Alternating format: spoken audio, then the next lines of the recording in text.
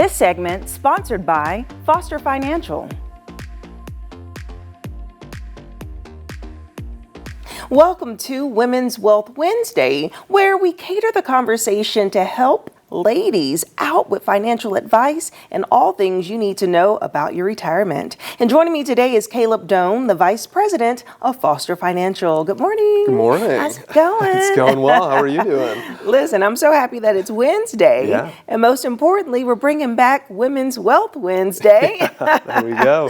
And today we're going to talk about the retirement system in Indiana. So first you have to break down, what is the Indiana Public Retirement System? Yeah. So I mean, this is just the retirement system for all the public employees in Indiana. Okay. And specifically, I figured it'd be helpful to talk about this because we might have some new viewers out there recently with school getting out. Yes. So there's a lot of teachers that are looking forward to their summer vacation here, which is really wonderful. And of course, they're in the Indiana Public Retirement System. Right. And there might be some of them that kind of get used to being off for the summer, and maybe they say, hey, it might be about time to retire within the next couple of years. It might be about time, so this is good. So we're going to have a series about this to really break down each areas. So where are we starting today? Yeah, we're going to start with the pension because that's a big thing. There's a lot of stuff that goes on in the Indiana Public Retirement System. There's pensions, and there's 403Bs, and there's life insurance, and whole life. There's a lot of stuff going on. Specifically with the pension, this is probably the biggest decision that the people in the Indiana Public Retirement System have to make when they retire is what sort of pension payout strategy do I want to choose? And basically this is just how you ultimately receive your pension. Right. And two of the main strategies are either a straight life pension, which is probably the simplest one, and then there's the 100% joint and survivor. And there's different options kind of in between those, but those are sort of the two extremes. A straight life pension just pays out for your life only. And so if you're a teacher at home, you have a husband, let's say, you decide to take the straight life pension, heaven forbid, if she were to pass away, that pension would stop with her. It would not continue on if the husband was still living. Okay. With the 100% joint and survivor, though, it would continue on. But the big kind of caveat is that the 100% joint and survivor pays less per month, okay? So you're getting less per month for that added benefit of it covering your spouse if you were to pass away.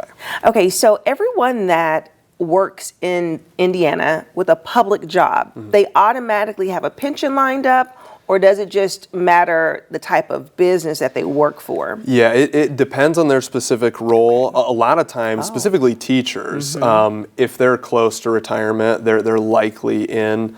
They likely have a pension. Okay. But I mean, firefighters, police officers, there are a lot of other public jobs that are under the Indiana Public Retirement System. Now, for new employees going into it, it kind of depends on their specific role again, whether they get to be enrolled in the pension or not. Sometimes you can choose whether to be enrolled in the pension or maybe just get a higher, employer match into your 403B or something. So there's a lot of options, but a lot of the teachers specifically who would be retiring within the next few years are part of that pension system, and so they will be making this kind of big decision coming up. And so in the pension payout really depends on how long you've been with the company, right? So the amount that you get definitely depends on how long you've been there. But typically, as long as you are, vested, you get to choose between all of those payout strategies. And how long does it take, or how much does it take to get vested?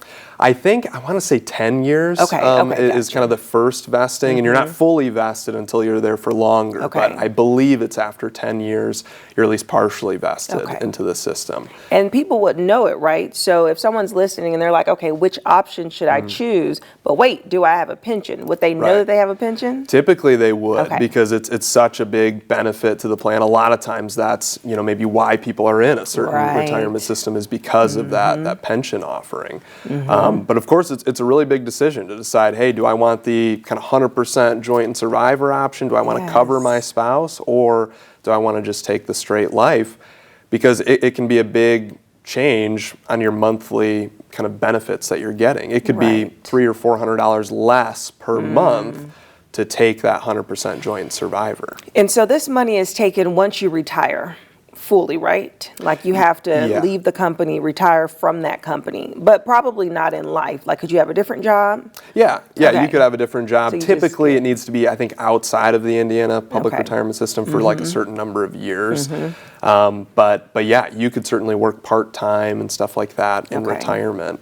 But yeah, all the pension payout strategies, there's a lot of factors that kind of determine Yeah. what somebody should take, including, how old their spouse is. If their Right. spouse is maybe 5 or 6 years older than them, and it's unlikely that their spouse would outlive them, maybe they don't need to take the 100% joint survivor. Maybe they just take the straight life because it would be unlikely that their spouse would outlive them, or vice versa. If their spouse is a lot younger and they're kind of, counting on that pension to be there for Right. both of their lives, maybe they need to take the 100% joint survivor. Ooh, Caleb, that is a tough one because really life is unpredictable. So Right. those are ones older, the younger person could pass first. Yeah. And so how does the second one work? Okay, so the straight one, like you said, they get perhaps a little extra benefit monetarily, and they get it for as long as that person lives. Yeah. Now the joint survivor, is it as long as the husband lives? Like for the rest of his life, he will Yep. get that payout too? Ooh. Yeah, that's exactly right. So, Okay. and of course you get, less benefit Yeah. throughout that. And if, it's irrevocable too. So, I mean, if you make a decision and then a year later you're like, oh, wait, I want to switch it, you can't do that. Yeah. And of course, a horrible situation would be, let's say a wife takes the 100% joint survivor, she's a retired teacher, she wants to cover her husband. If he were to pass away a couple years into retirement, now that 100% joint survivor, it's not covering anybody else, right? Because her husband passed Yeah. away, and she's still getting that lower benefit every single month, even though, it doesn't have a spouse to Yeah. cover. And so there are some kind of alternate options that we use too. Maybe we Okay. buy some life insurance on the wife. Maybe we fund some life insurance with the pension that she's getting. That way it can still cover the husband if she were to pass away, but it covers those other situations as well that maybe the pension plan doesn't, initially cover. Yeah. So there's kind of a lot of strategies that we use. Wow. And now I'm thinking, well, what if both of them have pensions? Yeah. So then it would be best to do the straight on both of them. That's what some of the people use. Yeah. But of course, another, horrible situation too, they've both worked at the company for so long and they both take the straight life pension and they pass away a couple years into retirement. It's like, hey, they worked there for so long and there really wasn't a huge benefit of it. Nothing goes to the kids, right, with that pension, which maybe, they don't have a big goal to leave money to the Right. kids, but that could be another thing that they kind So of the look at. 100% joint offers the benefits to the kids? Not quite, Okay, but okay. a life insurance strategy, which is something that we Okay. often use, could go to the kids. And so there are a lot of benefits both within the retirement plan and outside of that people have to Yeah. look at when making the decision. Oh my goodness. So many things to think about, Caleb, and that's why we need an expert like you to break down that financial information. So thank you so much. Yeah, thank you. And if you would like more information about Foster Financial, we'll have their website and their phone number listed below. Give them a call and set up an appointment. We'll be right back.